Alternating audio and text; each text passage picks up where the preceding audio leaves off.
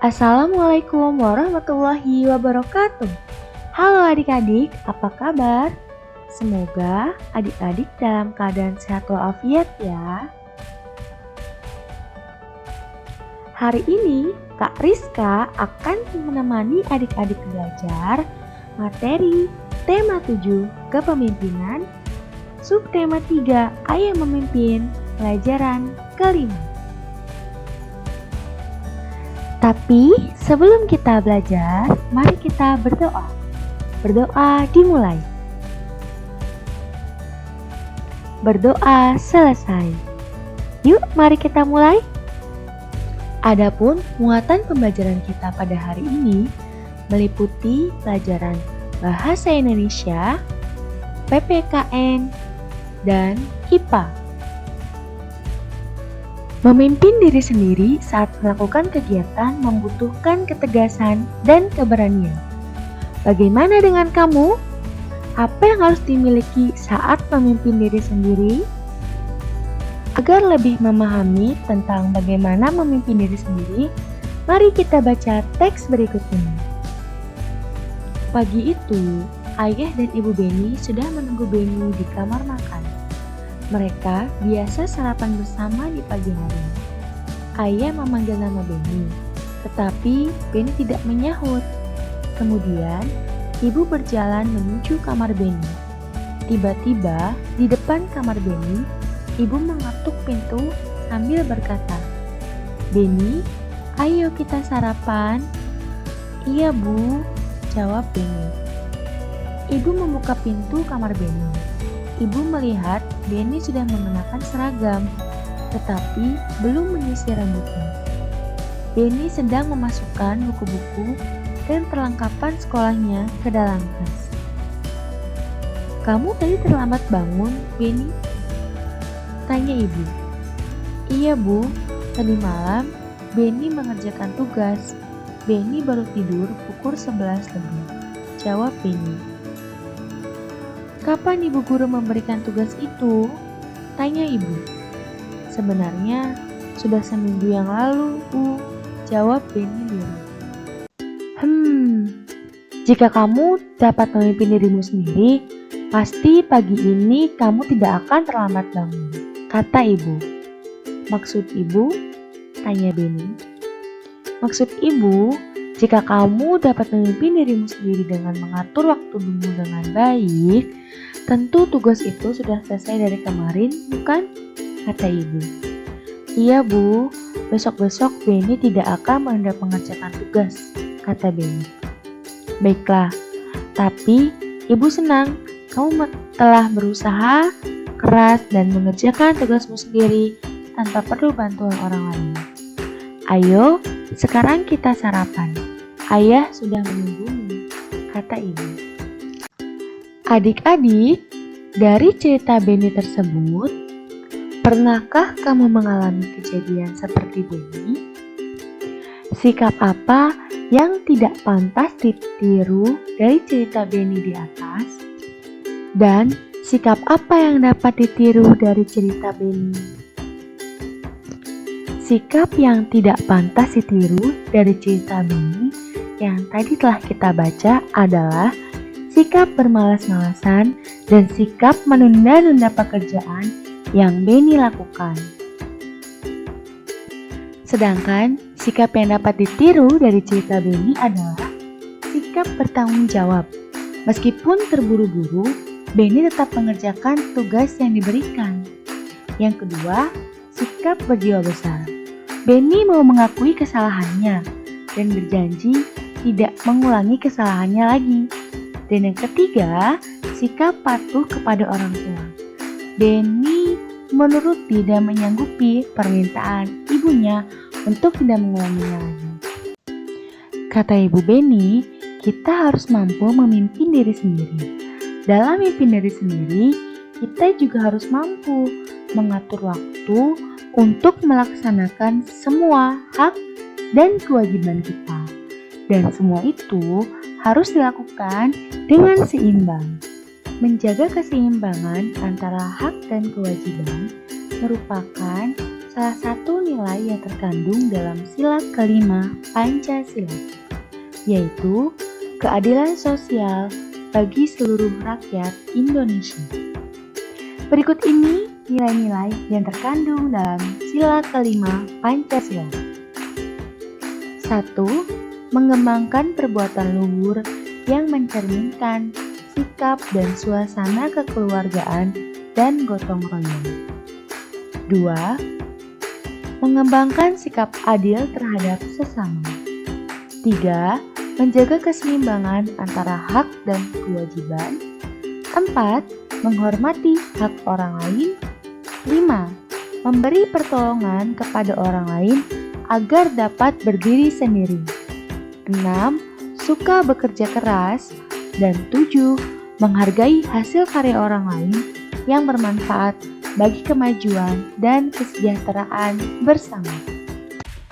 Nah, setelah mengetahui nilai-nilai apa saja yang terkandung dalam sila kelima Pancasila, yaitu keadilan sosial bagi seluruh rakyat Indonesia, sekarang kita akan melihat apa contoh penerapan nilai keadilan dalam kehidupan sehari-hari.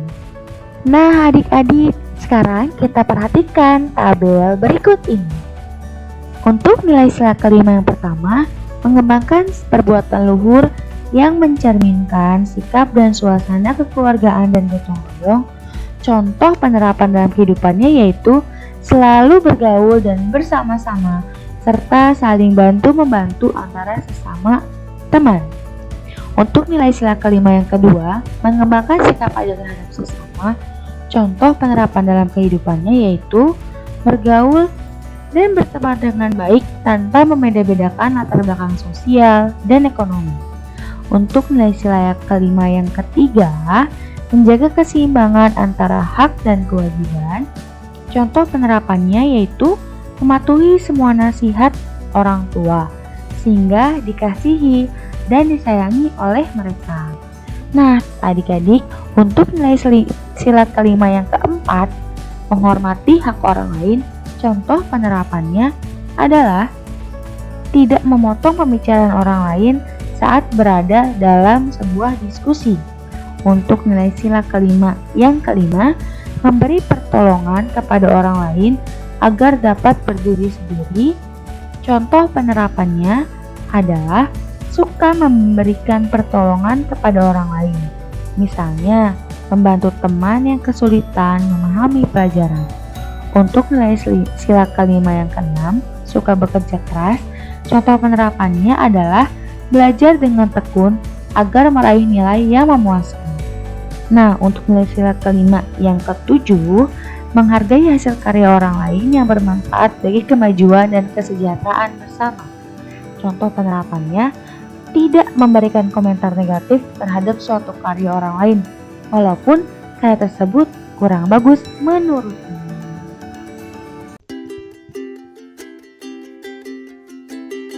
Adik-adik, pada pembelajaran sebelumnya, kita telah mempelajari tentang masa pubertas.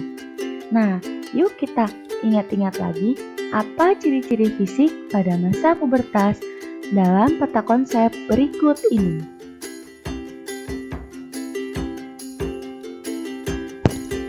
Menghadapi masa pubertas.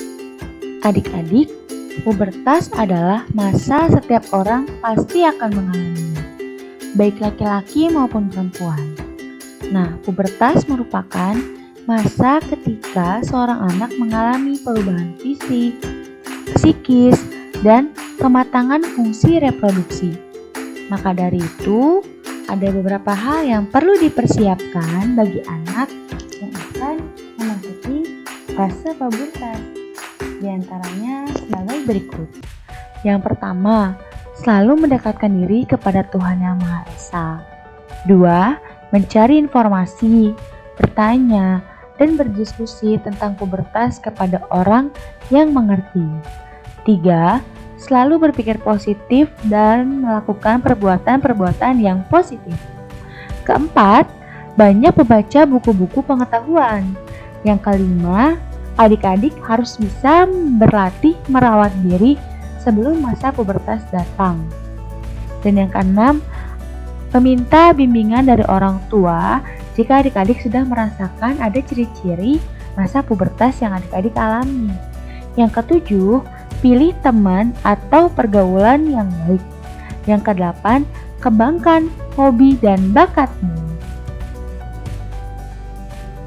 Nah adik-adik, pada pembelajaran sebelumnya juga kita telah mempelajari tentang unsur-unsur pidato. Ayo ingat-ingat lagi, teks pidato itu harus memuat apa saja? Yuk kita ingat lagi. Yang pertama, harus memuat salam pembuka. Menggunakan kalimat yang sopan ya. Kita menggunakan selamat pagi, selamat siang, selamat malam, dan sebagainya. 2. Pendahuluan, yaitu memaparkan topik apa yang akan dibahas dalam pidato. Yang ketiga, inti, yaitu berisikan pembahasan topik secara lengkap. Dan yang ketiga, keterangan lengkap tentang topik yang disampaikan secara rinci. Yang kelima, penutup. Keenam, menggunakan salam penutup. Ingat, gunakan salam penutup yang baik, seperti ucapkan terima kasih. Nah, setelah mempelajari unsur-unsur pidato, hari ini Kariska juga akan memberikan tips atau cara berpidato yang baik. Yang pertama, berdiri dengan posisi yang tegap dan melihat ke arah audiens atau para pendengar. Yang kedua, menyampaikan pidato dengan bahasa yang santun, jelas, dan mudah dipahami. Yang ketiga, memberikan sapaan atau penghormatan kepada orang-orang yang hadir. Yang keempat, menyampaikan pidato dengan tempo yang tepat, tidak terlalu cepat, juga tidak terlalu lambat. Dan yang kelima adalah ketika menyampaikan pidato, adik-adik harus menggunakan bahasa yang sopan, tidak boleh menyinggung perasaan orang lain. Adik-adik, pada tema 7, subtema 3, pembelajaran kelima hari ini, kita belajar mengenai memimpin diri sendiri. Kariska harap setelah pembelajaran ini, adik-adik dapat menerapkan nilai-nilai yang terkandung dalam serat kelima Pancasila dalam kehidupan sehari-hari. Juga, adik-adik dapat mempersiapkan diri menghadapi masa pubertas yang adik-adik alami. Dan yang ketiga, adik-adik mampu mengetahui cara berpidato dengan baik. Sebelum mengakhiri materi kali ini, Kariska akan mengutip pesan dari Bapak Presiden pertama kita, Bapak Insinyur Soekarno. Insinyur Soekarno mengatakan bahwa bermimpilah setinggi langit. Jika engkau jatuh, engkau akan jatuh di antara bintang-bintang. Nah, adik-adik, sampai di sini pertemuan kita hari ini. Semoga apa yang telah disampaikan dapat dipahami dengan baik dan bermanfaat untuk adik-adik. Jangan lupa untuk tetap semangat, jaga kesehatan, dan tetap di rumah aja ya. Terima kasih, sampai jumpa di pertemuan selanjutnya. Assalamualaikum warahmatullahi wabarakatuh.